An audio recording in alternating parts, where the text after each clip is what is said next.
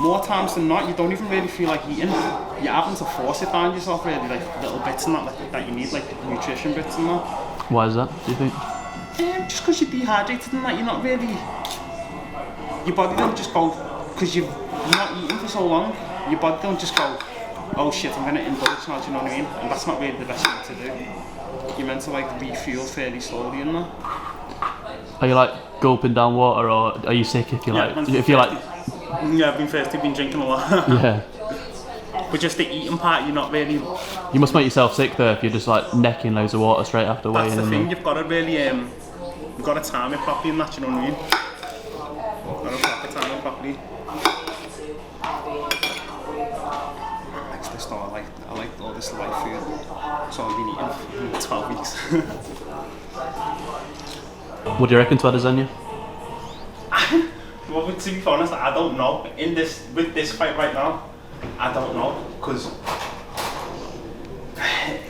it's such an unknown opponent that he's going against, isn't it? Like all this other fights, you could have kind of been like, oh, it's gonna, you know what I mean? Could have kind of been like, oh yeah, it's gonna figure out this way. All right, thank you all for being here for the official weigh-in for UFC 281. Somebody's going to be happy to stand in front of him and that, like, it'll change the whole dynamic of the fight, I think. This fight card was built the undisputed UFC middleweight champion. On a like weigh-in day and a fight day normally, do you normally get up to much, or you normally quite chill? On fight day, it depends. Like, there's times I've been I've went and just had a chat with my mate. Like one time I was fighting in Liverpool and went and just had a chat with my mate for like fucking 4 hours and that, and I was like, oh shit, I've got to be at the venue and that, do you know what I mean? It's, yeah, whatever I feel like doing, because it's a long time. Like even when you get there, like you get to the venue, it might just be ages until you're fighting in it, so just make sure you're ready in whatever sense, and like you got your gum shield and cup and that, and you're ready to go, and yeah, not really anything, just like chill. To be fair, I might do that. Even my last fight I went in, one of my mates came here, well, a couple of mates came here, and we just sat there and just talked for like an hour, 2 hours before I was going, and just chill. Do you ever do any sort of pads, sort of get yourself a bit?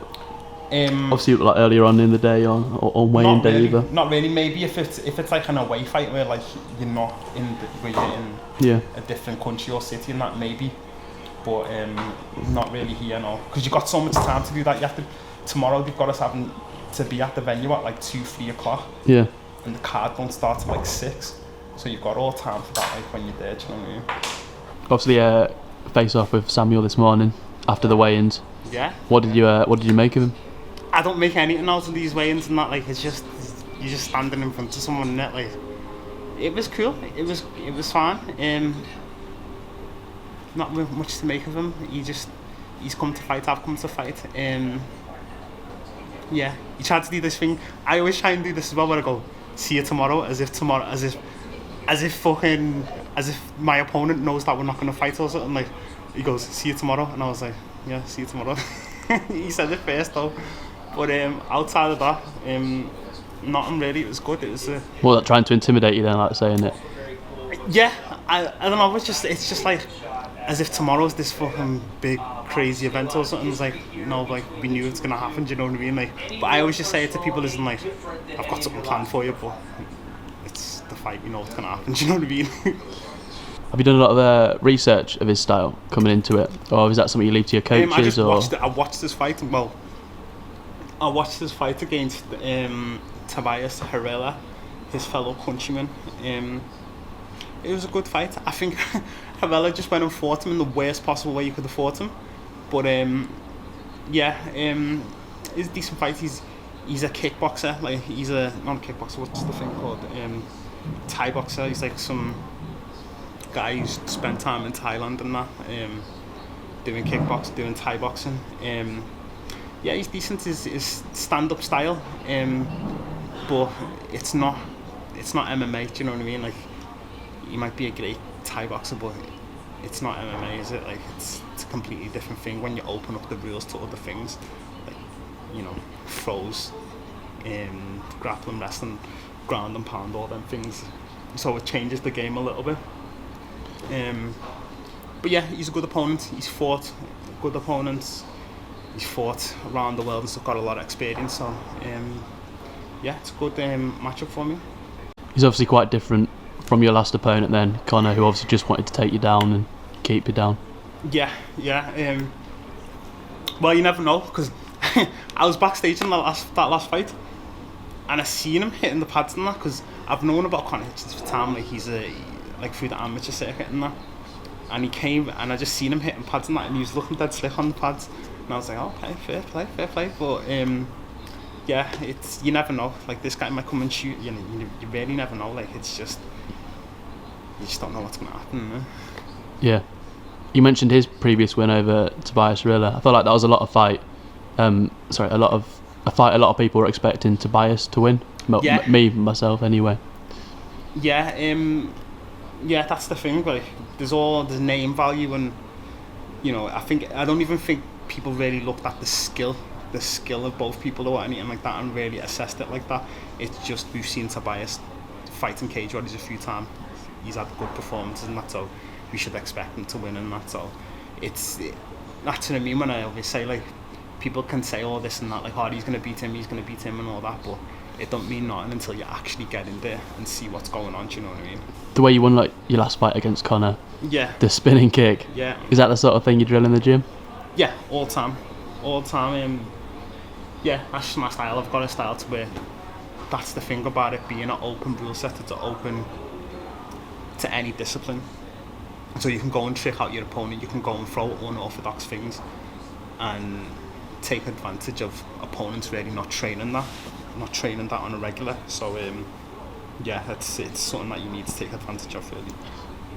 What, so you think it works because other people aren't expecting it because they're perhaps not training it in the gym? Yeah, because it's unique.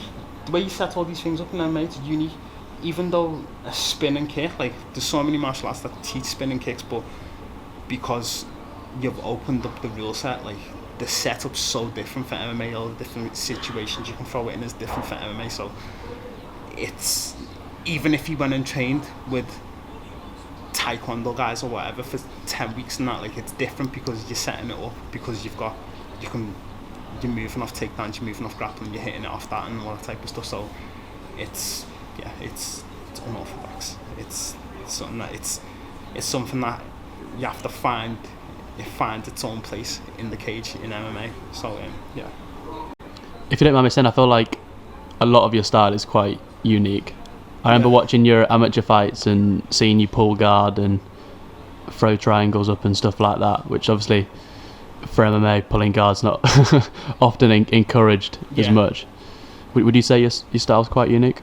Yeah, I think the first thing about it, it's about staying. It's about knowing your own strengths and weaknesses. Yeah, the first thing about it is knowing your own strengths and weaknesses, and your keys to winning the fight, and also how to stay safe. Like you're trying to limit damage to yourself also. So if I go and pull guard, because I can just feel that someone's got just some strength of a bear on them, I can do that, and I know myself I've got the knockout power all the way throughout 3-5 minute rounds, to where I can work back up and set something up to knock them out. I'm not going to try and wrestle with someone who's just got a strength of a bear and is a technically better wrestler than me. Like it's just understanding yourself and understanding the game. But then also it's a risky way to approach it, because you can concede rounds that way, you can concede positions in that way. Like it's a risk reward type of thing. The one loss on your pro record to Keir Harvey, what did you take away from that?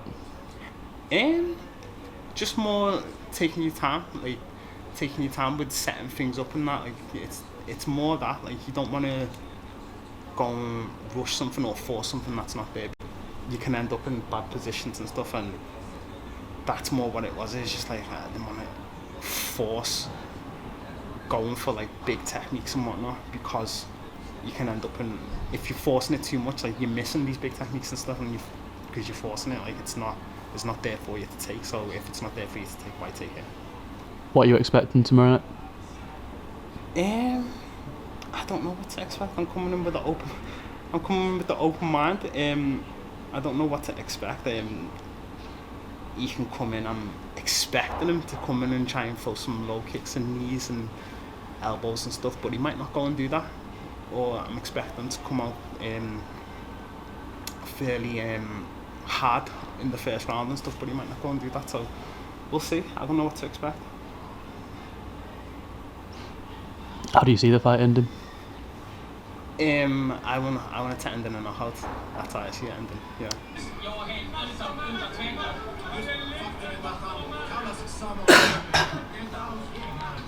This a fight of his you've watched before? No. I think he knocks him out in this one. I think I've seen the finish to this, but I've not watched it like start to finish.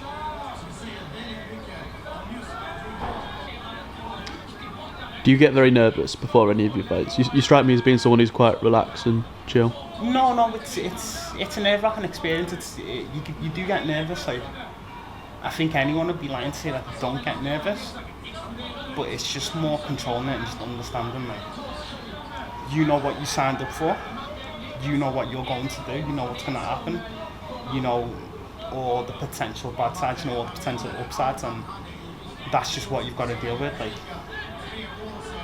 if you don't like that, like, you shouldn't have signed up to fight, you know what I mean? But this is what I mean, like in positions like this you can break off and strike, and that doesn't necessarily mean you're giving him the advantage, because in Muay Thai when you're gonna have someone on your back who's gonna break off and throw strikes, in a position like this in Muay Thai the referee's gonna go, oh, but he's at the back of the ring, and it's gonna be a different thing. But I think this is actually his first fight or something as well. I said earlier how I feel like your styles remain sort of fairly consistent in sort of it being quite unique from amateur to now pro. Do you think it's changed much since then? How do you think it's developed? I feel it's just been more patient. Earlier fights, amateur fights and stuff, it was very go in and just blast through and like try and throw everything, like throw any whatever big explosive techniques, just go and throw it at him. Like, but this is just more, well, since going pro, it's just more learning how to set things up, understanding your positioning, understanding the consequences of any flashy, crazy thing that you don't understand what can happen from that. Like, it's just more understanding the whole game that we're doing.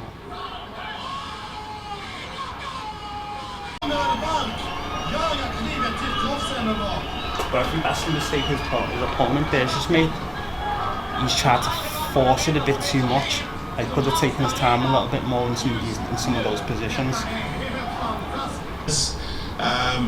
Beating him alive, beat Jack Maguire, 3 good prospects on the way up as well, and he fought even an amateur, some really, really good guys. He knows his stuff, man. Dean Truman, though, another guy who's been around for a very, very long time. Lost a couple of fights now in a row, or more than a couple of fights even, but he's been fighting some of the best.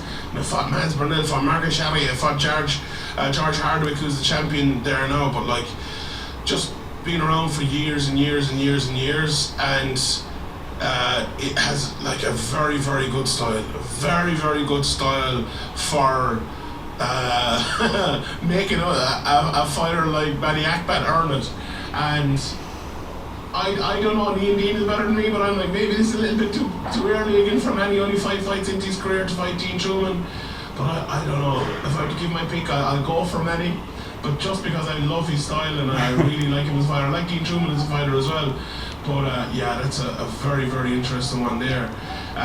Lucas Capera is back on this card as well. He fought. His sources aren't updated all the way.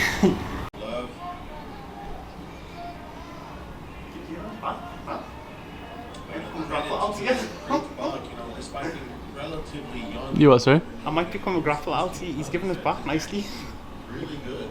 He's shown that so far. He showed that against Bicycle Makiev in his pro debut.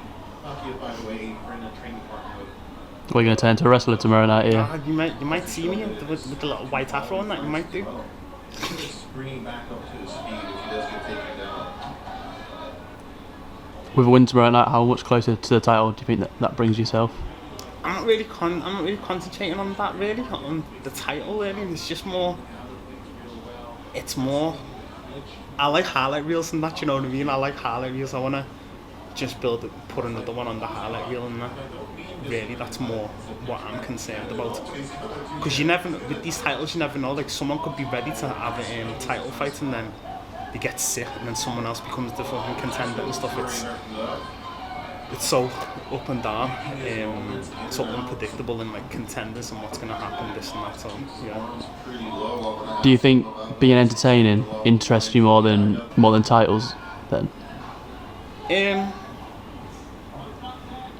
That's a good question.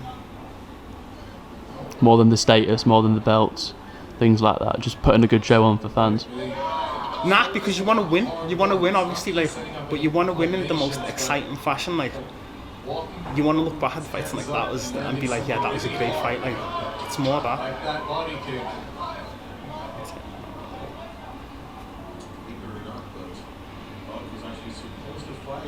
Which fights, looking back so far at your career, make you feel that way?